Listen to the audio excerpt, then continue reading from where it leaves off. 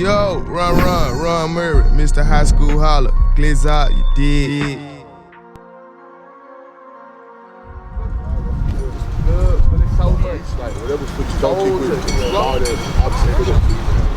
Ron Murray back with you with another edition of my Trainer Spotlight, episode 3, and with me I had to get the voice, Coach Zach Collins, offensive lineman expert. Coach Zach, thanks for having me today. No, I appreciate you for having me, man. All right, Coach, let's go ahead and talk about it. They call you the voice. How'd you get that name? It was self-given to myself. Okay. Yeah, took it from Lil Durk.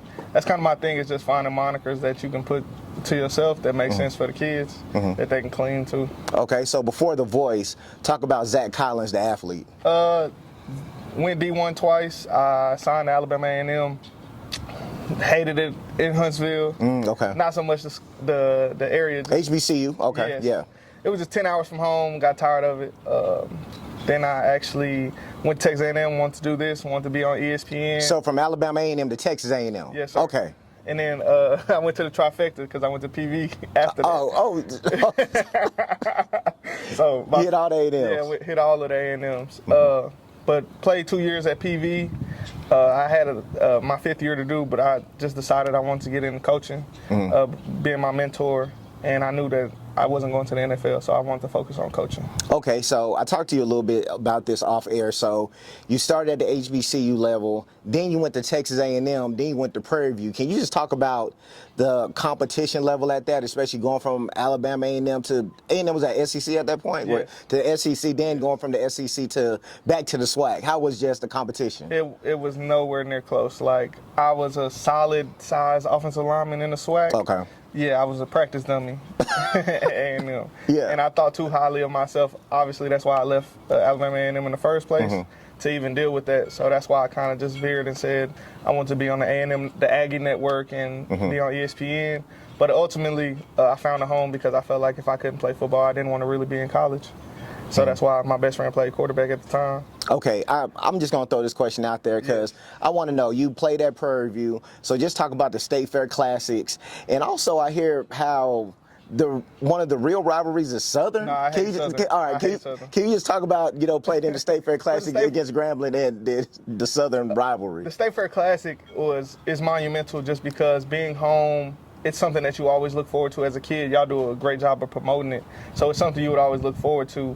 And it being in the city, like at times it had dryness just because, it's an event that happens every year, so it's up and down. But actually being a part of it, it meant a lot to us, especially that was the first time we won in a couple of years. So it was something that definitely has a big part in my heart. Okay, but they're not the rival. Not to me, not to me. To you. I hate Southern. Why do you dislike Southern? So my junior year, we played at Southern. The most raucous crowd I've ever been in. Okay. Like, they throwing bottles at us. We got to walk through the stands. We get dressed in an old elementary school. Like, it's terrible. Then you turn around, and we lost that game in overtime. We got a BS call. It was a fumble that wasn't a fumble, but hey, it is what it is. Yeah. Then come around my senior year, we play them at home. We get blown out. They fans sold out the stadium, ended up sitting on our side of the stadium. It was just terrible. So I have a disdain for Southern, like. Okay. Yeah, it's deep in my heart. So talk about that transition when you had it to where you felt that you could coach, especially on the offensive lineman level, from going from student athlete to now coaching. So to be honest with you, the first time I coached, I was like 12. I coached my little brother team for flag football. Yeah. That was the first time I ever coached. But in every area I've been in, when I'm more than likely explaining what we do on our offense, how we getting things explained to kids that may not understand the football. So I've always been a coach. Like, even in my room at PV, that was really how I got on the field, because I could explain it to the starting center what he needed to get done. So when I finally got my shot, it worked out for me. But I knew it, like I say, since I was in college. And really, I've always had an understanding of I'm 6 foot maybe. Yeah. So the career was going to end. So I had to figure out how I was going to stay around football, because that's what I enjoy. So when did things start picking up? Because, for you to be so young, you have a resume, because I remember you at Madison. Yeah. I remember you at Mesquite. Yes, sir. I remember the different stops that you had, and you've always had quality guys come out of those programs. So when did, it just start picking up to where the business side of things made sense for you? For me, we'll talk about it. My first kid ever is actually my first draft pick ever, and that ended up working out for me. But the business aspect, what a lot of people don't understand is I was a volunteer coach at a middle school in Denton. Okay. Did that for free. When I started training, it was free $5 sessions, $10 sessions for like 2 years. Yeah. So the money grab or the bad name that training gets, or I may even get myself, it's not what people think it was. It was a long journey to get here, but that journey has prevailed to be where I am now, to where you could say that about each stop I went to, I had kids go to college. Yeah. And it wasn't solely me. Even now, where I'm at, it's not solely me, but I definitely have an impact on it wherever I've been. Okay. So with that, and I've talked to you about this and other people, because of course you work for a school, South Oak Cliff Golden Bears, helping them to back-to-back state championships, but you also train athletes. Can you just talk about, the confusion that people may bring, because the obvious is like, well, he's already there, he may try to learn my kid or this or whatever, but I've seen you, and this is not even me going on a limb, just seeing you how you do business. You don't mix the two. So how do you go about that when you have those things come about? Because my ultimate goal and purpose of doing what I do, whether it be at SOC or anywhere else, is to be mentioned with offensive line play in the state of Texas. Yes. Really across the country, but in the state of Texas for sure. So with that being said, yes, I may train a kid that goes to DeSoto. I may train a kid when we play Duncanville or Lancaster or schools that's in our district. But it's not to, like you say, learn them. It's to really grow the game of football beyond whatever wins and losses we may get as my team.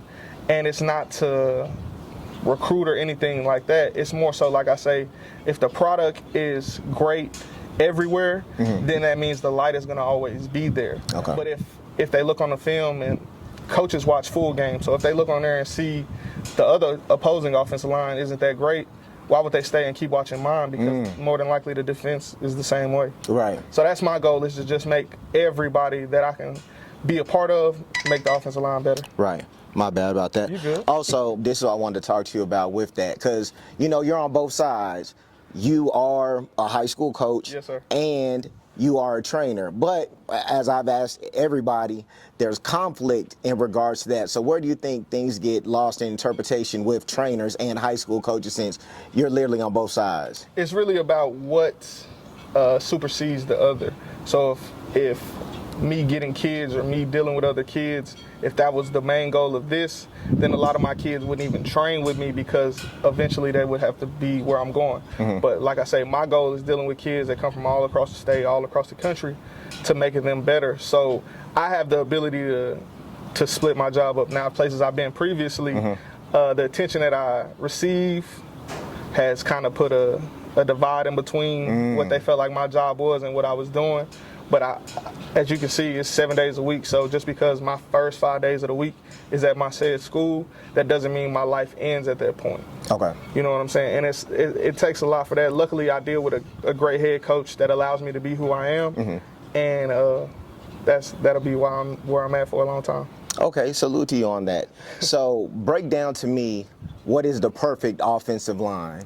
Because we've seen the domination that the SOC lines have had. I've seen the other talent that you have, because to me, from what I've heard, the center has to be the smartest. Yes. Your right tackle, that's your best run blocker.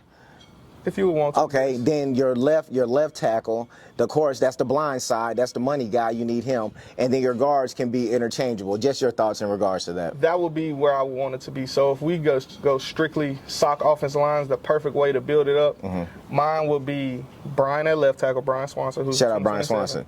Emeka Ugorji at right tackle, so those two bookend tackles.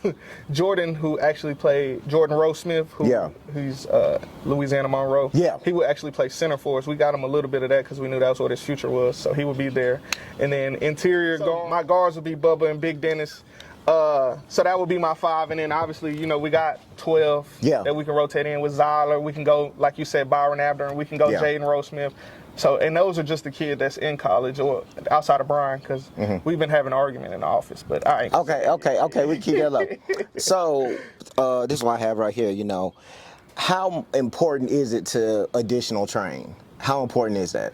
It goes into the investment of what you have for your future. So if I have a kid that never gets better, that only goes to recommended summer workouts and school trainings, as a parent, how can I be mad at that coach when I didn't invest more into my own kid? Yeah. And that's more so, it's about what investment do you want to make? Do you want to see Zach? Do you want to see Flight? Do you want to see Tuck? Do you want to see D-Rob 3-4 times a month, 3-4 times a week, because you feel like your son needs that much growth? Yeah. Or do you feel like said coach at every high school around here is doing enough within them hour and a half that they're allotted, which a lot of parents don't understand. The time that you're given as a coach isn't enough for me to go, hey, Ron, you need to do this every day. At this time, I'm going to watch you. I don't have that time. Yeah. I got 120 kids in my program. Yeah. So it's about the amount of investment. And if you haven't invested in yourself, whether it be go to camps or train or whatever it is, then how can you blame a coach for not getting the results you want? Okay, that's definitely understandable in regards to that. So along with that, you have, at this point, you have so many student athletes, and I'm gonna get to Caleb Rogers. Big congratulations on him. But what would you just give a tip to some of the kids that are navigating the transfer portal right now? Because to me, I think some of these kids, you need to stay where you're at and become a student athlete before you're just a student no longer. So what tips would you give to that? If they're not telling you, we're gonna cut your scholarship, you need to stay where you at. Okay. Like if you're not gonna have to pay $40,000 to attend SMU, then you don't need to leave. You get what I'm saying? Nah, I hear now, you. granted, if you're gonna go somewhere and they say, Ron, we appreciate you, you're gonna be a great scout team player, but you'll never play here. You know what you need to do, Ron? Sit down on the bench and enjoy that place. Because a lot of times we allow ego to get us out of our position that we're in. You know what I'm saying? And that's the biggest thing is, unless you're being told, like, you don't have a place to play here and we will not pay for you to be here, those are two different things. Like, you're not playing, it is what it is. We all competitors. Who knows? Injuries may happen. Everything may happen for you. You might get on the field one day. But for you to take yourself out of a position to even have that opportunity, and now you sitting at home in a portal and you don't know where you're going to go, you really tricked yourself out of position. And big congratulations to you, Caleb Rogers, third round pick, Mansfield Lake Ridge, the Las Vegas Raiders. Big congratulations. How excited are you with that? And big congratulations to Caleb. Let's talk about that whole situation. Man, that goes into the beginning of where I tell you in 2019, he's the reason I started training. He's the reason I'm driving from Denton to Mansfield every day for $5 or whatever we want to talk about, or not even get paid. But that investment, those working days, COVID coming in, it's just me and him on the field. All of those times we put in the 5 times a week that we talked about. We really put in those sessions. There's plenty of days and Google Photos in my phone of just looking at just me and him and 2 other kids. And he did everything that we said we wanted to do. Right. And I say we, because I played a part into it, but it's solely just his dedication, his want to, and everything that he said that he would do at Texas Tech and being a legend and staying the face and becoming everything that he wanted to be there. He's synonymous with Texas Tech, and that's what we wanted. Man, congratulations. Who are some other guys that you got out in the pipeline that we could hear soon? I already know some of them, but just go ahead. DJ Campbell, Jacoby Jackson, Joshua Atkins, Roger Carry-On. The list goes on, man.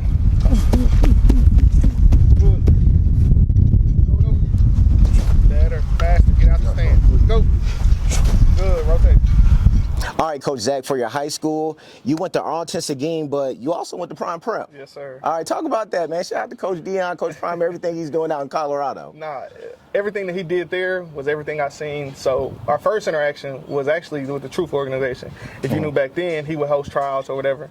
And I actually made the team, but loyalist stayed with my little league team and just played with the Apaches until that point. Arlington Apaches. Yes, sir. Shout out to Arlington Apaches. Yeah, we've been in an organization for a long time. Yeah. But then, like I say, going into high school, dealing with my friends, just being a loyalist, I went to Seguin. So I'd had my time with Carlos Lynn. You know, we did what we were supposed to do. Actually played Patrick Mahomes in the playoffs. All right. Hey, Pat Mahomes was like that.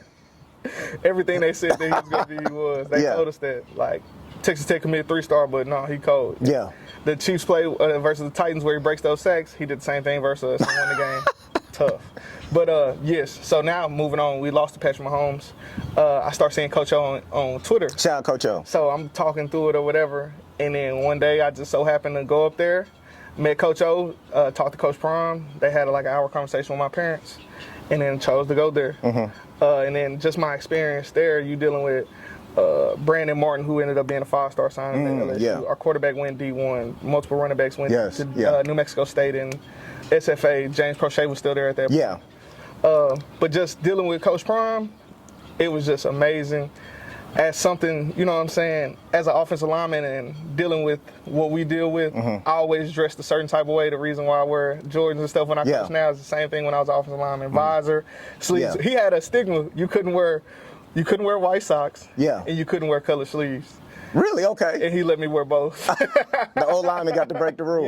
Yes. He let me wear both. And, you know, Coach Oakley would always give him flack for that, but he loved me. And you could see, like, his pictures and everything where he really embraced me, and still to this day, he still follows me. What do you think people get wrong about Coach Prime in that situation? That they think it's about him, and it's not. And if you think about the people that help the most, it's always viewed like they make it about themselves, and they really don't. Now, granted, we have a certain type of way we carry ourselves that it may appear a certain type of way, but once again, that's to attract the kid. It's not to attract a person to have a negative opinion of how you are. And that's something that I really took from him, is just understanding you're going to receive whatever type of flack because you're successful. And that can't break you, and that can't make you like fold down.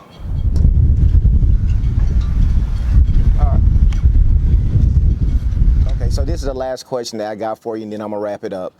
To me, I feel the age of the traditional linebacker is gone. I feel now you either have edge rushing defensive ends or you have those hybrid safety linebackers. So do you have to probably teach your offensive linemen to be, I guess, more versatile since the defensive fronts are changing, or just your thoughts on that? They have to be more versatile just because you don't know where your opportunity is going to be. Like, the day of taking a 6-foot center is over. Now you have to be, it's few and far in between. Everybody talked about the UNC guard who's 5'11". But if you watch his film, he dominated in ACC play, so of course you're going to take him every time. But overall, it's 6'4" centers now, it's 6'7" centers now. So that's the thing, is the versatility has to become in your position first of all. So if you like, you'll show B-roll of everything where we're working left side, right side, hand down, hand up, whatever it is, because that's what matters most, is your availability to play. So that's where it starts. So now, as far as the defense is, that's why we train a little bit more different. We utilize Rod Jones, we create better athletes, and even with my own programming of just footwork, understanding, agility, because we have to be big athletes. We're not just big anymore. Man, that's what's up. All right, I got one more, Coach, then I'm really going to let you go. Big shout out to South Oak Cliff. I totally believe that story is going to be a Disney movie. We got to find out who's going to play Coach Todd, Coach Ward, you, Coach Traylor, all the guys. We got to find out what their roles are going to be. But the offensive line, especially when it comes to inner city schools, that's one of the things that they lack the most, because there's not so many big guys.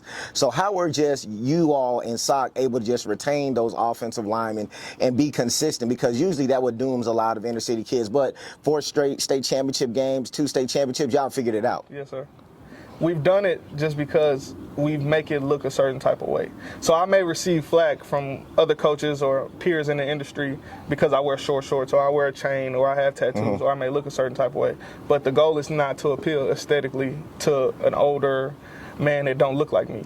The goal is to appeal to a kid that may not be proud of himself, who may not look in the mirror and see what he is, but he can look in the room and see, okay, Bubba been here before, Peebo been here before, Brian been here before. The resume's for real, So it's like, it's not, I'm not getting them into a place that they've never seen what they're looking for.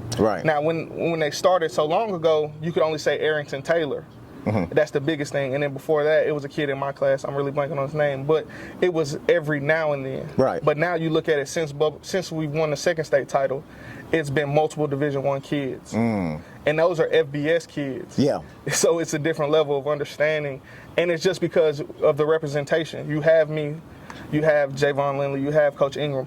Coach Ingram has a 2nd overall pick. We over here happy about a 3rd round 98 pick. And he got the 2nd overall pick in Jason Smith. Awesome. Coach Lindley was a college coach. So when you have those, when we just carry ourselves, you've been to our pregame. What other game have you been to where all the linemen take a knee and just sit there and stare at people for 10 minutes? Mind you, while they're crazy, it's going back and forth, yelling and rapping. It's just pre-game is real. It's just something that you would want to be a part of, and it's not something that's sold. It's just something that you see the results. And if you really care about your kid playing offensive line and he lives in our attendance zone, he has no choice but to go there. Coach Zach Collins, the boys. Yes, sir. Thank you so much. Ron Murray Trainer Spotlight, the biggest. Let's go, man.